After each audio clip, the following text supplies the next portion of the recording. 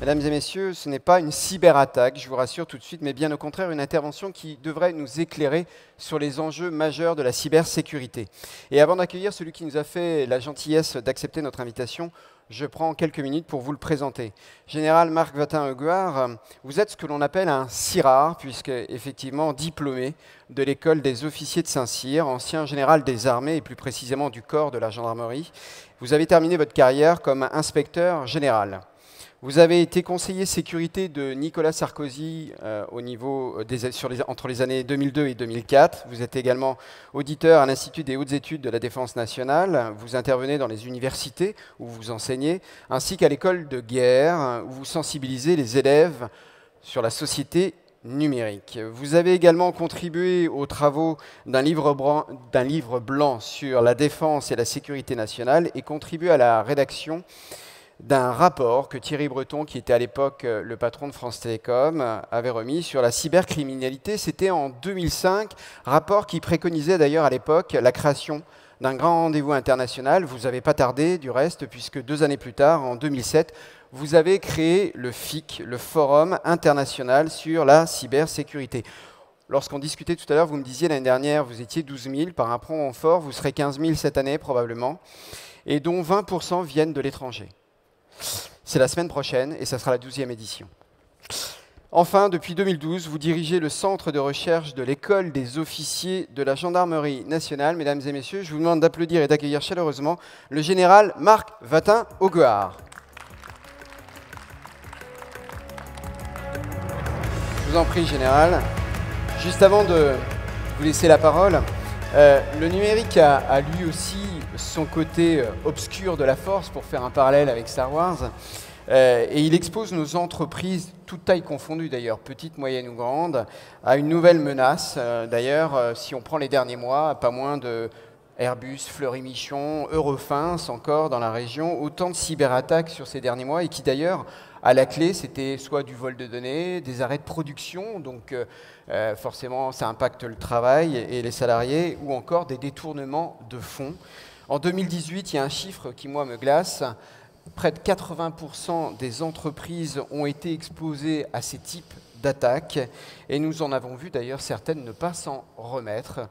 Aussi, vous avez 45 minutes pour nous dévoiler un petit peu ou nous éclairer sur ce fléau. Va-t-il s'intensifier? Que devons-nous voir dans cette menace? Comment s'organiser et maîtriser ces données face à un monde toujours plus connecté? Merci, Général. Eh bien, merci, cher ami, merci, mesdames et messieurs, d'être venus nombreux. Et effectivement, pour moi, la période est un peu tendue parce que c'est la semaine prochaine, le Forum international de la cybersécurité, qui va donc fêter son 12e anniversaire avec un nombre très important d'entreprises et de particuliers qui vont venir. Alors, pour moi, c'est important d'être parmi vous aujourd'hui, même si je dois vous faire d'emblée un aveu, je n'y connais rien. Et effectivement, c'est aussi bien ainsi parce que ceux qui vous disent « je sais tout en matière numérique, je suis l'expert », vous savez, ces personnes que vous voyez sur les plateaux de BFM TV, par exemple, je ne citerai pas, qui, quelques heures après une cyberattaque, vous expliquent qui a attaqué comment, je les admire profondément parce que les grands services, en général, mettent à peu près 6 mois pour commencer à comprendre comment les choses se sont réellement passées. Donc je ne sais rien. Et d'ailleurs, personne ici ne sait quelque chose. En revanche, quand on est plusieurs à ne savoir rien, on commence à savoir quelque chose. Et c'est pour ça que la compréhension de la cybersécurité, c'est d'abord quelque chose qui se partage. Et c'est pour ça que j'ai voulu partager avec ce Forum international de la cybersécurité. Alors, nous vivons un moment extraordinaire, c'est une transformation numérique. Je le dis souvent, certains vous disent, oui, la transformation numérique, c'est une étape supplémentaire, une marche nouvelle dans l'escalier de l'humanité, quand on est poète. On a eu la vapeur, on a eu le numérique, comment dirais-je, l'électricité, on a eu le nucléaire, maintenant, on a le numérique. Ben, c'est faux. On n'est pas du tout dans une évolution, dans une mutation, ni même dans une révolution, on est dans une métamorphose. J'utilise souvent cette image qui est importante et c'est tout le fond de mon discours, un certain nombre de représentants des entreprises ou des hommes ou femmes politiques. Je leur dis attention, nous sommes aujourd'hui la chenille dans son cocon, nous sommes en période de nymphose. Dans quelques jours, dans quelques heures, dans quelques années, si on prend notre société, eh bien, la chenille va découvrir un autre monde. Elle va devenir papillon. Et pour moi, cette période de la métamorphose, où on va passer de la nymphose, cette période dans laquelle on pense que notre société est finie, à cette période où la société va tout à fait découvrir de nouveaux espaces, de nouveaux horizons, une autre dimension, c'est à partir de 2025. Pourquoi à partir de 2025? Parce que là, nous aurons le déploiement de la 5G, là, nous aurons véritablement le début de l'hyperconnexion. Et ça, je pense que c'est chose d'important. Il ne faut pas dire aux personnes qui nous écoutent, les responsables, bon, vous savez, c'est une évolution lente et tranquille, il suffit de s'adapter lentement et tranquillement. Je dis, attention, ceux qui ne vont pas comprendre que c'est une métamorphose sont morts dans les 10 ans. Et je l'ai dit même aux responsables de l'État, si l'État ne change pas, l'État perdra sa légitimité et dans 10 ans, dans 15 ans, il n'aura plus de raison d'être. Regardez comment l'État est souvent remis en cause au travers de sa capacité de créer la monnaie, capacité de rendre la justice, de faire la guerre, de faire les lois. Tout ça aujourd'hui est en train de voler en éclats. Si on n'est pas capable de comprendre ça, alors à mon avis, on va virer dans le mur. Alors, j'utilise souvent ce dessin un peu mathématique pour vous montrer comment, finalement, certains pensent qu'on est toujours sur une progression pour la courte période, progression plutôt linéaire, où chaque jour, il y a un peu de nouveau, et finalement, qui s'ajoute à ce qu'on avait connu avant, et le trend est linéaire. Et donc, il suffit de continuer sur nos process, il suffit de continuer sur nos modes d'action, d'organisation, de gouvernement, et tout ira bien. Oui, il y a une transformation numérique. Eh ben, on va s'adapter, on va faire des lois. En 2012, on décide de faire un RGPD pour protéger les données à caractère personnel. 6 ans après, il est en application. 6 ans pour faire une loi de protection des données à caractère personnel. Vous voyez, on est sur le train-train, on est tranquille, on avance, on progresse, on monte. Vive l'Europe, vive la France, vive la République, tout va bien, on est content.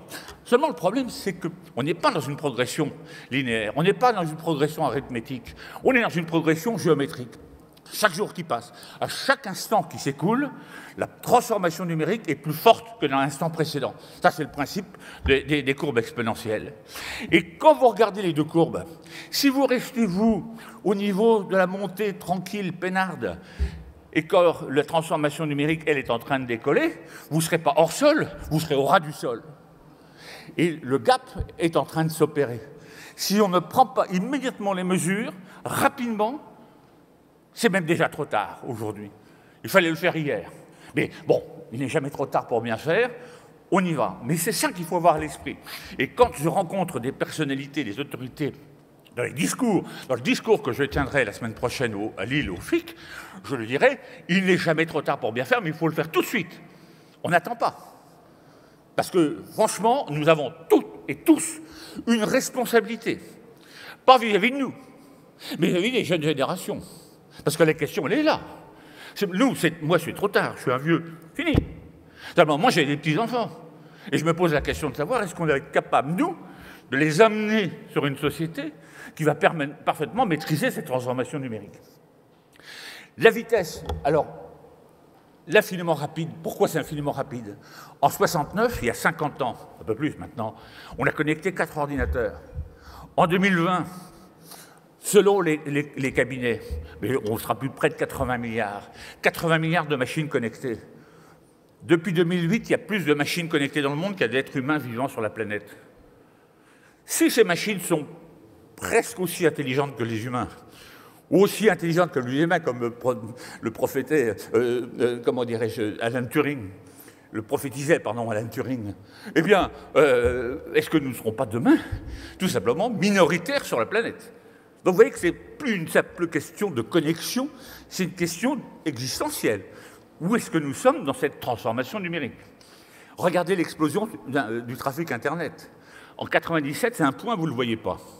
Et vous voyez qu'on va progresser encore davantage. À chaque fois, ça va beaucoup plus vite. Regardez la production de données. On va arriver au yottaoctet. 2142 zétaoctets en 2035, c'est 2,142 yottaoctets. Ça veut dire, en fait, qu'en 2030, par exemple, on va tous les ans, remplir à nouveau 1000 milliards d'un disque dur d'un téraoctet. Quand on a ça en tête, on comprend que la donnée devient une matière première fondamentale. Ce n'est pas le pétrole du XXIe siècle, comme disaient certains. Le pétrole, plus je le consomme, moins il y en a. Les données, plus j'en consomme, plus il y en a. Donc ça, c'est un point qui est important. La vitesse de calcul, regardez, on est au pétaflop, c'est-à-dire qu'au nombre d'opérations opérées par seconde. Bon, on est actuellement sur 1 million de milliards d'opérations. 1000 milliards d'opérations, 1000 milliards d'opérations en 2021. C'est-à-dire qu'en fait, pendant que nous, on met un certain temps à calculer 1 plus 1 égale 2, la machine, pendant ce temps-là, elle a fait des milliards et des milliards et des milliards d'opérations. Donc, ces choses sont en train de changer complètement notre environnement.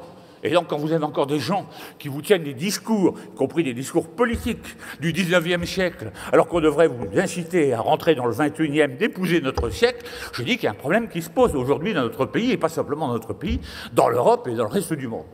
Regardez aussi l'infiniment rapide avec l'ordinateur quantique. Je sais bien que pour maîtriser l'ordinateur quantique, il faut encore un certain temps, parce que ce n'est pas une grande stabilité. Mais je peux vous dire que le jour, et ce n'est pas moi qui vous le dis, c'est Poutine qui le dit, le jour où un pays maîtrisera le quantique, il sera le maître du monde. Donc là aussi, c'est une vraie question. Et derrière ça, heureusement, avec des gens comme Thierry Breton, avec le CEA et bien d'autres, avec l'Union européenne, on travaille sur le quantique en France pour pouvoir être parmi les grands. Sinon, on sera complètement déclassé. Regardez la transformation de cyberespace. Regardez le nombre d'internautes. Alors c'est intéressant parce que plus il y a d'internautes, plus il y a de victimes potentielles, plus il y a de prédateurs potentiels. Mais en même temps, vous avez là tout le business model des GAFAM.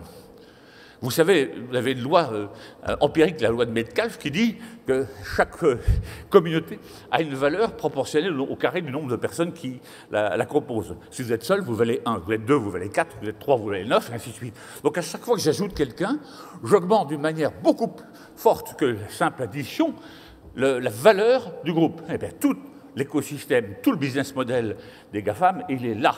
Et j'insiste sur un point, c'est qu'aujourd'hui, il y a 3% de francophones sur Internet, il y en aura 8% en 2050, grâce à qui? Grâce à l'Afrique. Et l'Afrique est un continent sur lequel nous devons porter un regard à deux titres. D'abord parce que la transformation numérique y est parfois extrêmement rapide et importante. Et deuxièmement, parce que dans l'étau dans lequel nous sommes en train de rentrer, entre les États-Unis d'une part et la Chine d'autre part, il y aura peut-être une place verticale nord-sud entre une Europe et une Afrique qui ont décidé de s'allier. Ça, c'est une proposition que je vous fais, mais quand j'en parle à certaines entreprises, on me dit qu'il n'y a pas de business encore en Afrique. Expliquez-moi pourquoi Huawei est en Afrique. Bon, donc j'ai besoin comme parfois de comprendre certaines choses. L'augmentation considérable de la surface d'attaque qui vient, c'est tout simplement parce que avec la 5G, on va pouvoir connecter 1 million d'objets au kilomètre carré. Et c'est ça qui est important.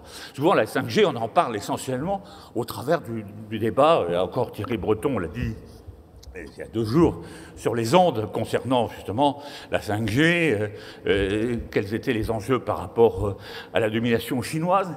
Mais la vraie question, derrière cette question de souveraineté, de sécurité nationale, se pose la question, qu'est-ce que va permettre la 5G en termes d'hyperconnexion, en termes de traitement des données en temps réel, c'est-à-dire inférieur à la milliseconde, ce qui vous permet de faire de très nombreuses opérations, de développer les transports intelligents, de faire la chirurgie à distance. Bref, c'est là où vous allez avoir justement en 2025 le changement complet. Simplement, notez 1 million d'objets connectés au kilomètre carré. C'est pas rien, ça vous montre bien l'ampleur. Et donc, nous rentrons dans une société d'hyperconnexion. Jusqu'à maintenant, on travaillait dans la relation homme-machine, humain-machine. Et on disait d'ailleurs que le plus grand danger pour le système, c'était l'interface entre le siège et la machine.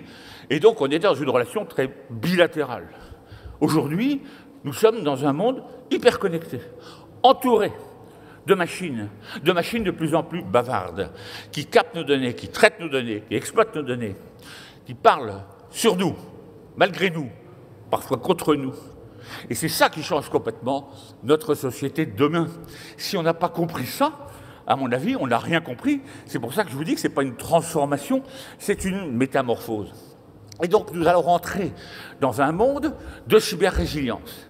Ça veut dire qu'en vérité, puisque nous sommes tous connectés, comme nous sommes tous hyper connectés, nous sommes tous cyber-responsables. Imaginez un ferry qui embarque des voitures et des personnes à bord. Eh bien, demain, si votre voiture autonome n'est pas sûre, si la voiture autonome porte atteinte à la marétique, c'est-à-dire en fait à toute l'informatique en mer du ferry, si sur vous, vous avez des wearables, des systèmes connectés qui sont polluants par rapport à l'ensemble, ben, vous voyez bien que toute personne qui va rentrer dans un système, tout ce que je vais ajouter va être soit un élément de force, soit un maillon faible. Et donc la cyber-résilience, elle n'est pas simplement le fait de dire dans une entreprise, j'ai un RSSI, j'ai un DSI, c'est formidable, c'est tout le monde. Ça commence par la technicienne de surface et ça se termine au niveau du COMEX, le plus haut niveau. Donc on est tous cyber-connectés, tous cyber-responsables. Et ça, je pense qu'il faut avoir aujourd'hui une approche beaucoup plus systémique par rapport à celle que nous avions jusqu'à maintenant. Alors, quand on est confronté à cette transformation numérique, on peut se poser un certain nombre de questions. Qui gouverne Internet ? Est-ce qu'on est capable de dire « Ah ben je sais qui est aux manches et qui… » Ben non, on ne le sait pas. Qui est souverain ? Le problème de la souveraineté, c'est un problème régulièrement évoqué. Qui protège ? Comment protéger nos données ? Alors on en parle un peu avec le RGPD, mais vous voyez le débat du RGPD par rapport à nos amis américains qui sont convaincus que les données n'ont pas d'autre intérêt que celles qui permettent éventuellement de les monnayer. Comment lutter contre la cybercriminalité ? Et la cybercriminalité, pas simplement dans la couche matérielle, dans la couche logique, mais aussi dans la couche cognitive. Parce que de plus en plus, qu'est-ce qu'on découvre ? On découvre que, grâce aux réseaux sociaux, ou à cause des réseaux sociaux, grâce au blog, grâce au web, on véhicule un certain nombre d'idées, du sens, du contresens, du non-sens. Et là aussi, on a des faiblesses majeure. Regardez le débat sur la loi Avia en ce moment, la proposition de loi Avia. En fait, qui est juge des contenus ? Or, ces contenus, ils peuvent être mortels pour les individus. C'est le harcèlement moral. Mais il peut être aussi mortel pour les entreprises. C'est toute l'atteinte à l'irréputation. Donc vous voyez qu'aujourd'hui, ce n'est pas simplement le hacker qui s'en prend à la couche logique, ou ce n'est pas simplement le type qui sabote en coupant un câble sous-marin, c'est un ensemble de risques majeurs qu'il va falloir prendre en compte, et encore une fois d'une manière systémique. Et puis bien sûr, j'en arrive à la dernière partie, c'est le problème de la cyberconflictualité, parce que tout le monde dit, ça y est, c'est la cyberguerre, on est en cyberguerre. Oui, mais le problème c'est que la guerre, ça a un sens politique, c'est un sens par rapport à l'Organisation des Nations Unies, c'est un sens juridique. Aujourd'hui, on va voir que finalement, on a des cyberattaques qui sont en train de sortir du champ de la cybercriminalité pour rentrer dans celui de la guerre, mais sans avoir ni je dirais, les caractéristiques de l'une ni les caractéristiques de l'autre, ou alors les deux en même temps, avec une zone grise en matière juridique qui est quand même assez impressionnante. Alors, bon, la gouvernance de l'espace, je passe dessus, c'est qu'en fait, on voit qu'aujourd'hui, tout le monde veut gouverner, que ce soit l'ONU, mais il n'y arrive pas, les conventions régionales, que ce soit l'Europe qui se réveille. Ah ben, l'Europe se réveille enfin avec le paquet cyber depuis 2017. On a parfois devant l'incapacité des pouvoirs publics, des entreprises qui se réveillent en disant « Eh bien, nous, on va faire la Convention de Genève et Microsoft, ce qui fait le Cyber Peace Institute à Genève, dans le but de faire justement de la gouvernance et faire en sorte que les entreprises expliquent aux États ce qu'ils doivent faire et ce qu'ils auraient dû faire. Et puis bien sûr des initiatives ad hoc, sans compter sur l'appel de Paris, qui, quelles que soient les critiques que certains formulent, est en train d'agréger un nombre important d'États, mais aussi d'ONG, d'entreprises, de centres de recherche, d'universités. Bref, il y a une sorte de mouvement, comme on dit, multi-stakeholders, qui se dessine autour de cet appel de Paris qui n'a maintenant qu'un peu plus d'un an. Alors bon, je passe sur les questions fondamentale, finalement, qui est souverain dans l'espace numérique. Parce que régulièrement, vous entendez des gens qui vous disent « souveraineté, souveraineté, souveraineté ». Je ne vais pas singer le général de Gaulle qui disait « l'Europe, l'Europe, l'Europe, on saute comme un cabri ». Mais c'est un peu ça, les gens vous disent « souveraineté, souveraineté ». Mais il n'y a pas une souveraineté, il y a des souverainetés. En fait, parce qu'on a aussi bien des souverainetés, je dirais, technologiques. On voit bien avec la 5G, on voit bien la souveraineté technologique des GAFAM avec toute la problématique qui est derrière. Notamment, si vous croyez que Google n'est qu'un moteur de recherche, vous vous trompez. Parce que derrière Google, c'est bien autre chose. Notamment, c'est toute une autre vision de l'être humain avec Ray Kurzweil et le transhumanisme. La souveraineté du droit. Qui est juge? Qui? Prenez les entreprises. Regardez comment les entreprises, aujourd'hui en France, sont pillées par la procédure de discovery américaine. Et d'ailleurs, vous avez un rapport qui date du mois de juin, le rapport Gauvin, qui met en évidence le fait que pour répondre aux questions des juges américains, qui très souvent sont compétents en raison des clauses générales d'utilisation, eh bien, ce n'est pas un juge français qui est compétent, c'est un juge américain. Quelle est la norme ? Est-ce que la norme, c'est une loi française, une loi européenne, ou est-ce que c'est une norme extraterritoriale? Est-ce qu'en fait, aujourd'hui, le Cloud Act, tel qu'il a été imaginé par l'administration Trump, n'est pas la meilleure manière pour les Américains de pénétrer sur toutes les données détenues par des entreprises américaines, des entreprises qui travaillent sur le sol américain, ou des entreprises qui ont des liens avec les États-Unis. Et donc là, vous êtes dans un monde où la souveraineté telle qu'on la concevait jusqu'à maintenant, c'est l'État, le régalien, ainsi de suite, est totalement remise en cause. La souveraineté des compétences, alors ça, je pourrais peut-être même la mettre en premier. Pourquoi ? Parce que vous pouvez dire, oui, il nous faut une souveraineté technologique, oui, il nous faut une souveraineté du droit. Mais qui est derrière ? Il y a des humains. Et les humains, on les a formés comment ? On les a formés où ? Posez-vous la question. Moi, je regarde de temps en temps, parce que j'enseigne dans certaines universités, les programmes. Mais on fait des programmes du 19e siècle. C'est gravissime. Quand un professeur d'université me dit « Bon, si tu veux mettre un peu de cybersécurité dans tes cours, tu peux le faire, je te laisse libre. » Mais tu me laisses libre, qu'est-ce que ça veut dire? C'est un crime. C'est pire qu'un crime, c'est une faute, comme on disait autrefois. Tous les jours, on devrait fusiller quelqu'un. Parce que tous les jours, il y a des gens qui commettent des crimes vis-à-vis des jeunes qui aujourd'hui, on les envoie par rang structuré, organisé, direction Pôle emploi. C'est catastrophique. Alors que les entreprises sont en train de chercher des compétences, des savoir-faire, pas forcément des polytechniciens, mais des gens qui ont des BTS, qui ont des licences pro. Qu'est-ce qu'on propose aujourd'hui? Certes, on développe cette formation, mais très en dessous de la réalité, très en dessous des besoins. On sait que l'Europe aura un trou dans la décennie prochaine de plusieurs millions d'emplois non satisfaits. Alors, qu'est-ce qu'on fait? Alors on est là, on écoute encore les gens parler, les politiques discuter. Est-ce que ce sujet a été évoqué lorsqu'on a eu, par exemple, les élections européennes? Ah, rien.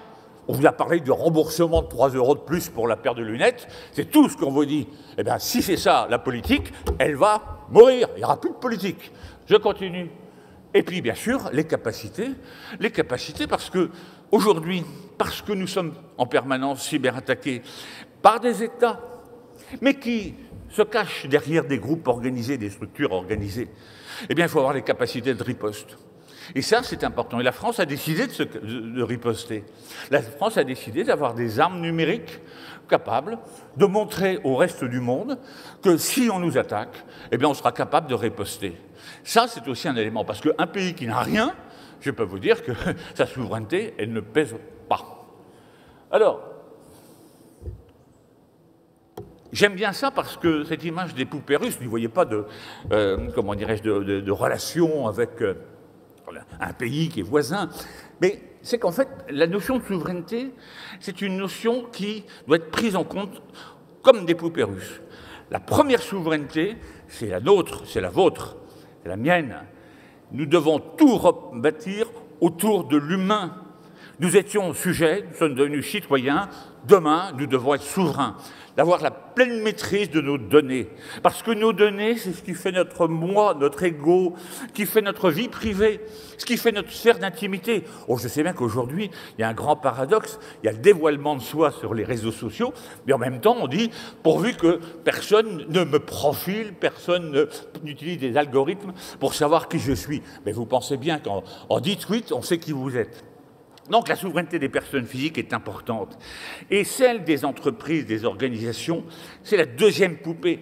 Si ces entreprises, ces organisations auxquelles on adhère ou dans lesquelles on travaille ne sont pas elles-mêmes souveraines, notre souveraineté individuelle n'a pas de sens.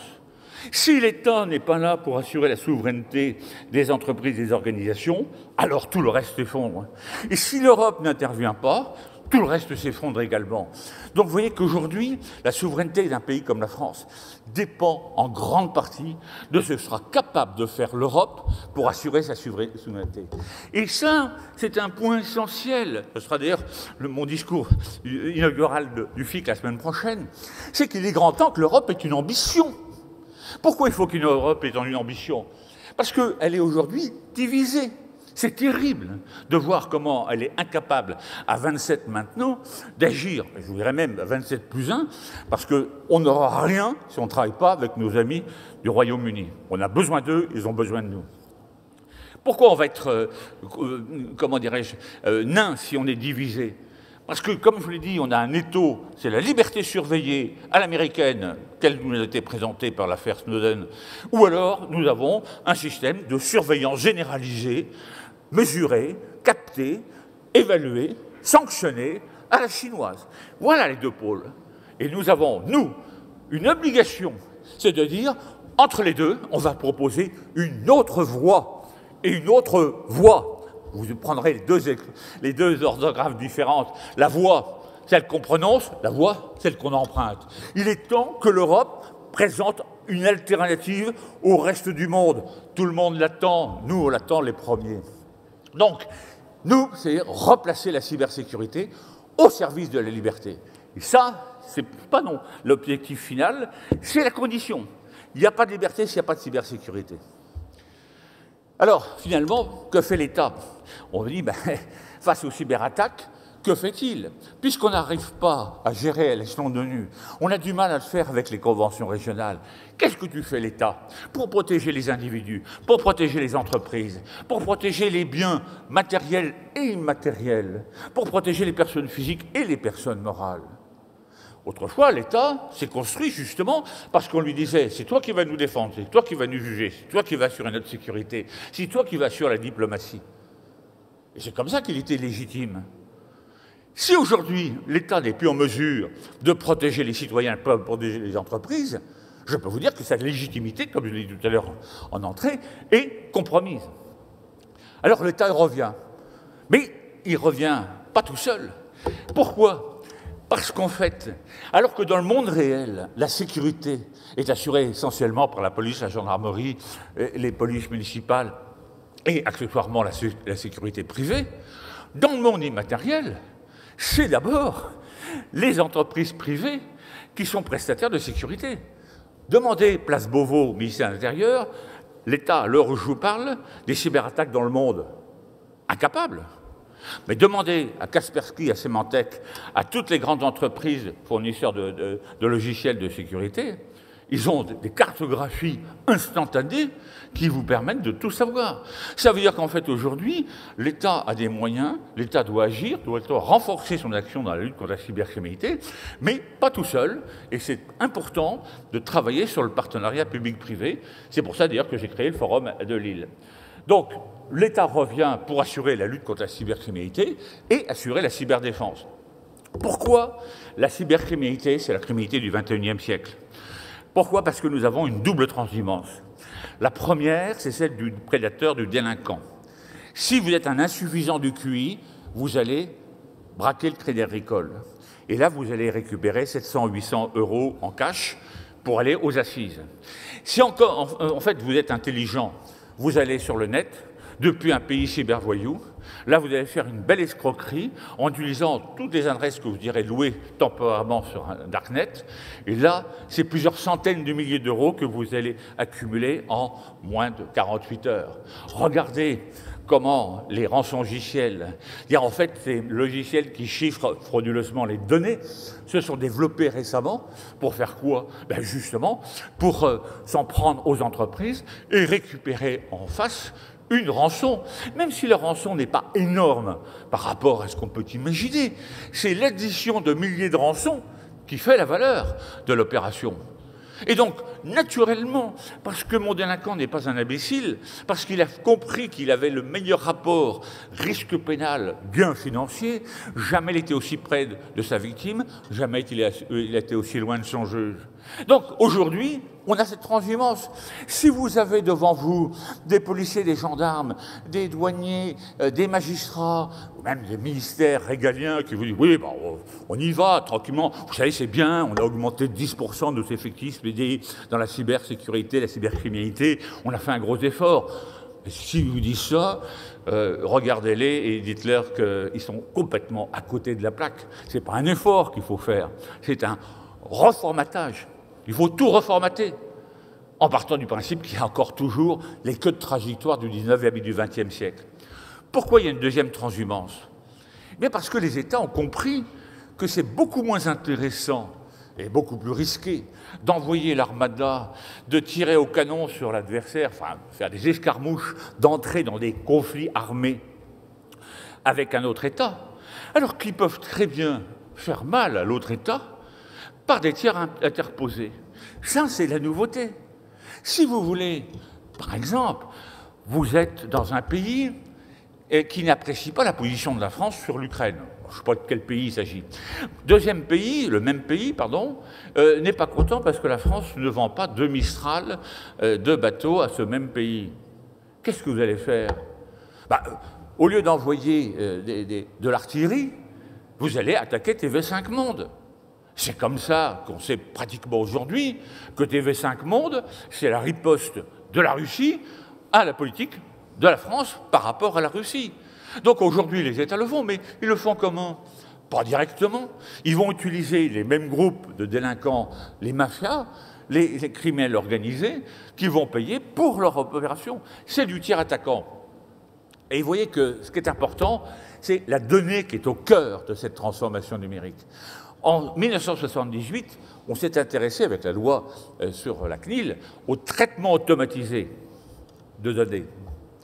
En 1988, avec la loi Godefroy qui sanctionne la pénétration frauduleuse, le maintien frauduleux, l'extraction, tout ça, on s'est intéressé au système de traitement automatisé de données. Eh bien, aujourd'hui, le cœur du problème, ce sont les données. Et regardez comment un problème comme WannaCry, les rançongiciels, peut devenir un problème planétaire.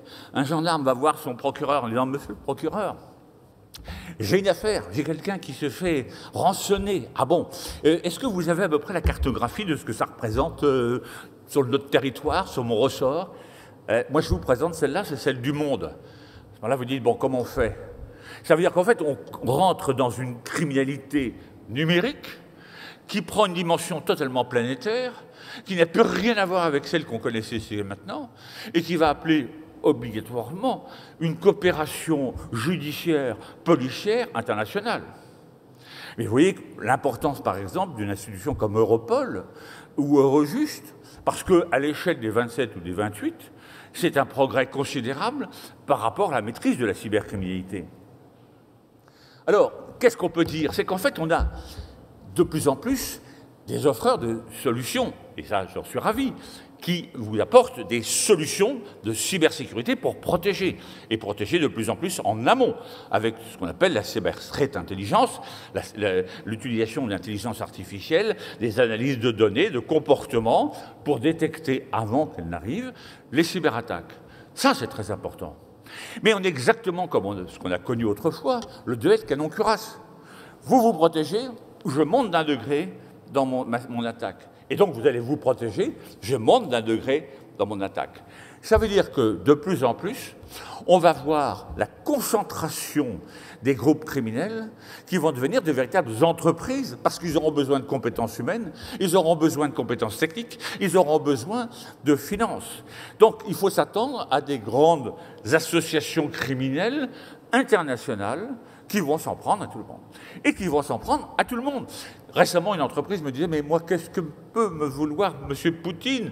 J'ai rien à faire avec eux. » J'ai dit « Oui, mais attendez, vous êtes peut-être sous-traitant d'une entreprise qui est elle-même sous-traitante d'une autre, qui, elle, devient sous-traitante d'un opérateur d'importance vitale. » Et là, c'est tout le principe des attaques en rebond, les attaques de la supply chain. C'est-à-dire qu'en fait, on ne s'attaque pas à la citadelle, mais on s'attaque à tout ce qui est autour de la citadelle pour progressivement rentrer dedans. C'est-à-dire qu'en fait, nous sommes tous, nous, à un moment donné, au cœur de cette problématique. Entreprise, individu, on est ciblé, qu'on le veuille ou non, parce que si on n'est pas la cible définitive, on est une cible intermédiaire pour pouvoir faire une opération en saute-mouton. Donc on va avoir des opérations de plus en plus sophistiquées, de plus en plus ciblées, de plus en plus intenses, de plus en plus graves. Et ce qui n'empêchera pas le petit rigolo d'aller sur un darknet, le crime as a service, et tout simplement louer tous les moyens sans avoir besoin de compétences pour, par exemple, faire une attaque par déni de service. Ça, c'est pas compliqué à monter, et il suffit d'aller le louer sur étagère. Donc, on est confronté à un vrai plafond de verre, parce que plus cette cybercriminalité augmente, plus on arrive à, alors qu'on ne le voit pas, un plafond où on va se fracasser la tête. Quel est ce plafond? À quel moment je sors véritablement de la cybercriminalité pour entrer dans une cyberconflictualité? À quel moment je dis, là, on a changé de registre? Eh bien, c'est pas aussi évident que ça. C'est pas aussi évident que ça, parce qu'en fait, on voit de plus en plus, eh bien, ces cyberattaques prendre une dimension qui est... Regardez par exemple NotPetya. NotPetya, c'est une cyberattaque qui a été menée par les Russes contre les Ukrainiens, mais regardez les conséquences mondiales sur Saint-Gobain, sur Altran, sur la SNCF et bien d'autres prestataires. On voit bien que c'est un problème qui est devenu complètement planétaire. Et qu'en fait, aujourd'hui, on est dans un espèce de continuum. C'est-à-dire qu'en fait, on a non pas des criminels et des guerriers, mais on a une espèce de mélange des genres où le terroriste peut être délinquant pour avoir de l'argent, le terroriste peut mettre son service au profit d'États pour faire le boulot, ou demander au contraire à des États de faire le boulot à sa place. Tous les jours, je ne veux pas dire que tous les jours on le constate, mais ces dernières années c'était évident. Et donc en fait, comme on ne sait plus très bien si on a affaire à des guerriers ou des criminels, c'est plus la fidélité qui permet de dire voilà pourquoi les gens sont intervenus, plutôt de dire voilà comment ils sont intervenus. Si vous prenez NotPetya, si vous prenez WannaCry, dans les deux cas, il y a chiffrement des données, mais dans un certain cas, NotPetya, c'est pour les détruire, et donc on a des fins politiques, et dans d'autres cas, WannaCry, c'est pour récupérer de l'argent, on est dans les fins frauduleuses. Donc, vous voyez qu'on n'a pas de champ de bataille au sens où on l'entend dans le monde réel. Nous sommes tous dans le champ de bataille. Nous sommes tous des combattants involontaires de l'espace numérique. Tout simplement parce que chacun d'entre nous, dès lors qu'on est connecté, peut être le point d'entrée, peut être le vecteur d'une cyberattaque plus massive. Donc, c'est là où on peut dire nous sommes tous cyber-responsables. Individus, entreprises, organisations, États, tout le monde est dans le même bain aujourd'hui. Alors, on ne va pas dire à des fins différentes. Regardez, prenez la personne qui va tout simplement introduire une clé USB dans la centrale nucléaire de Natanz en Iran. Une personne, une clé USB. Bon, d'accord, dans la clé USB, il y a 4 failles 0D qui ont été introduites par les Américains et les Israéliens. 1000 centrifugeuses ont été détruites. Mais demain, vous pouvez très bien avoir des personnes qui ouvrent, et comme c'est le cas aujourd'hui, une pièce jointe et qui va polluer tout le système de l'entreprise. Donc en fait, on voit bien qu'aujourd'hui, eh bien, on est tous dans le champ de bataille, et donc il n'y a pas une zone de paix, une zone de guerre, on est tous dans le même endroit. Les méthodes sont similaires, c'est le mobile qui différencie. Il y a un marché commun sur les darknets où là, tous ceux qui ont besoin de quelque chose de criminel vont les chercher moyennant finance. On n'y rentre pas comme ça, mais on sait qu'aujourd'hui, ces darknets sont extrêmement dangereux. Et puis, bien sûr, c'est le principe du tir attaquant. Le prêt de main forte, le brouillage des pistes. Les plus jeunes connaissent Évariste, qui était chanteur, qui disait « c'est pas moi, c'est ma sœur qui a cassé le calculateur ». Eh bien justement, qu'est-ce que vous voulez faire quand vous voulez attaquer quelqu'un d'autre?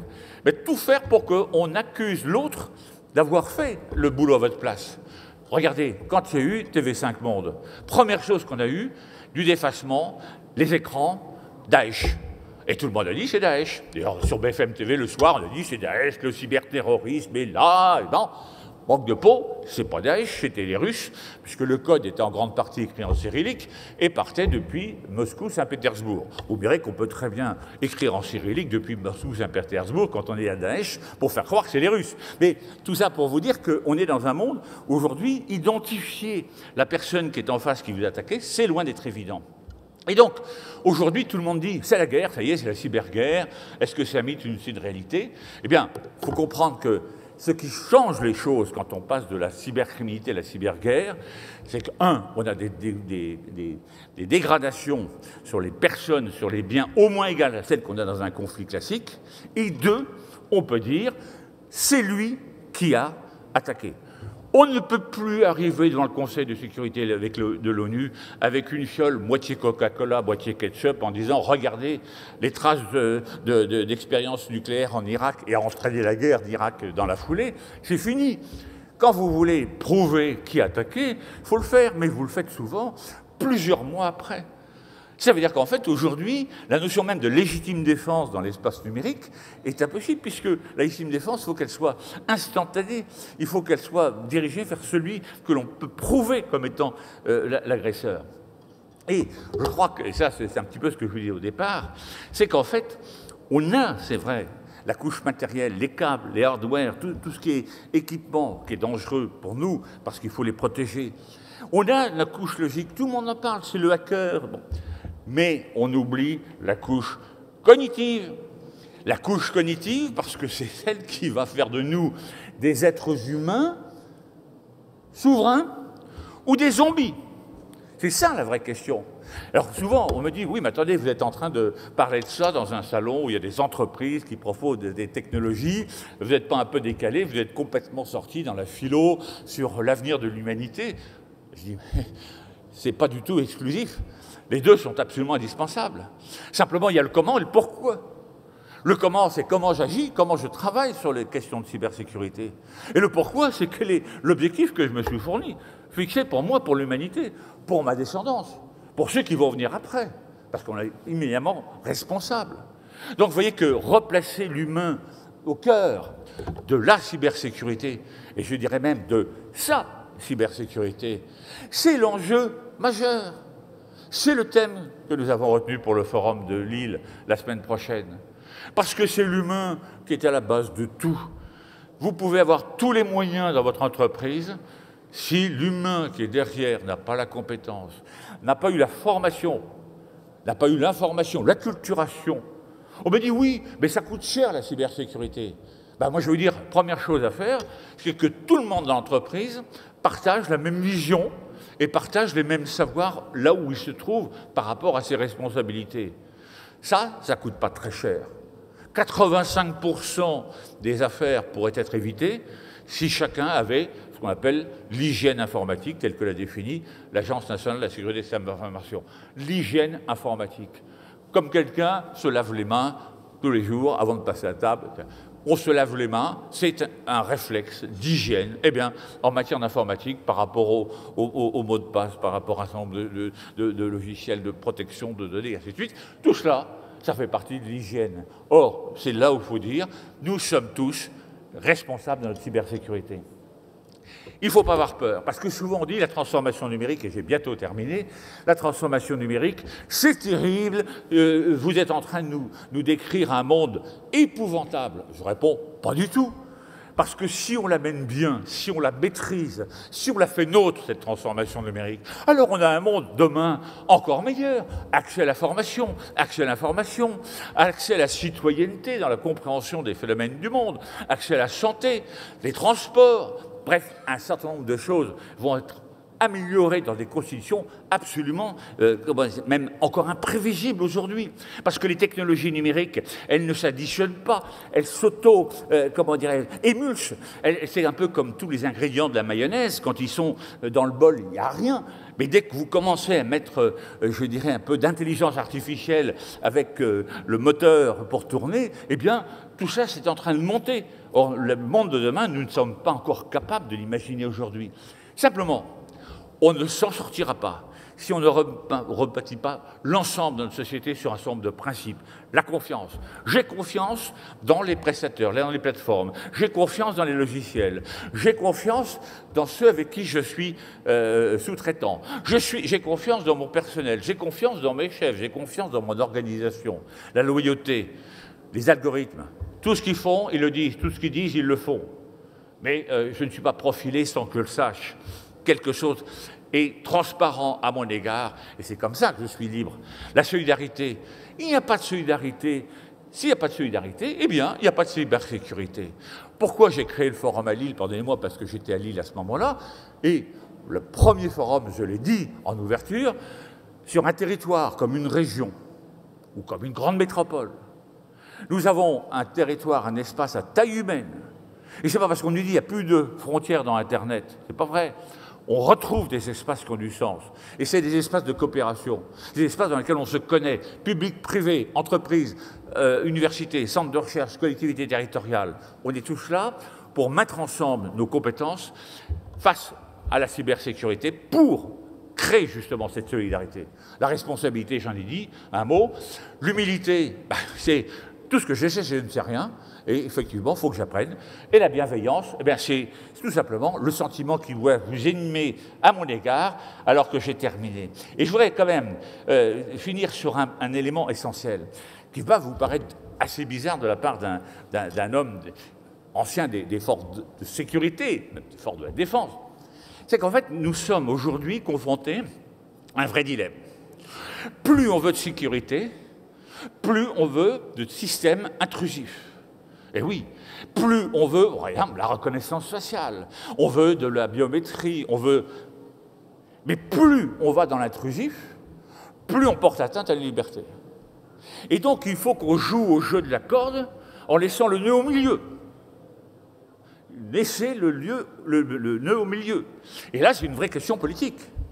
Quel est le risque que j'accepte au niveau d'une société en disant, somme toute, je n'aurai pas toujours les moyens d'assurer la sécurité absolue parce que je veux préserver la liberté, car si je suis dans la sécurité absolue à la chinoise, il n'y a pas de liberté. Donc vous voyez que là encore, je termine non plus sur une note technique, technologique, mais philosophique, politique. C'est ça la question qu'on doit poser aujourd'hui. C'est ça la question qui doit être dans les discours politiques d'aujourd'hui et de demain. Je vous invite, dans quelques temps, la semaine prochaine, au FIC. Nous serons 12 000, 13 000. Venez si vous pouvez. C'est pas compliqué. C'est vrai qu'en ce moment, avec les transports, c'est un peu compliqué. Vous partez de Nantes, vous contournez Brest, vous visez le Cotentin, et là, vous arrivez dans le port de Dunkerque ou de Calais, où, à la fin, avec quelques voitures à cheval, on pourrait vous amener jusqu'à Lille. Donc, c'est pas très compliqué. Si vous venez, vous y serez les bienvenus, et vous verrez justement tout ce que je vous ai dit mis en pratique, mis, je dirais, en musique, parce que je crois aujourd'hui qu'il faut que les sciences dures rejoignent les sciences humaines, que les philosophes soient scientifiques, que les scientifiques soient un peu philosophes, parce que c'est comme cela qu'on arrivera à faire cette transformation numérique pour l'humain, en respectant l'humain par l'humain. Merci Général, je crois qu'on peut applaudir.